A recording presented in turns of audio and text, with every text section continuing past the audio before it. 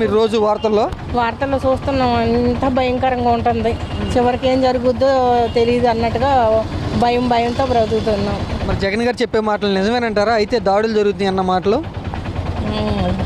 నిజమే అవ్వచ్చు, నిజమే మరి కరెక్టే ఆయన చెప్పేది.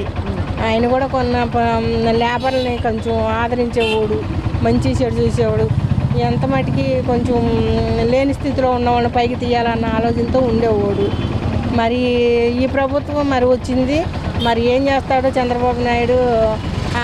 ముందు ఎన్నెన్నో చాలా పథకాలు అన్నారు, వాటిలో ఒకటి కూడా సరిగ్గా కరెక్ట్గా ఇంత మటుకు చేయలేదు. మాకు కొంచెం డౌట్గానే ఉంది. అప్పుడు జగన్ గారు ఉన్నప్పుడు ఎలా ఉండేది పరిస్థితి? దాడులు ఉన్నాయా? దాడులు ఉండటానికి తక్కువ. ఎలా ఉన్నాయి? మీరేమనుకుంటున్నారు? ఇప్పుడు ప్రభుత్వం మారిన తర్వాత పరిస్థితులు ఎలా ఉన్నాయి? ఎవరిని నమ్మలేని స్థితిలో ఉంది. ఈయన కూడా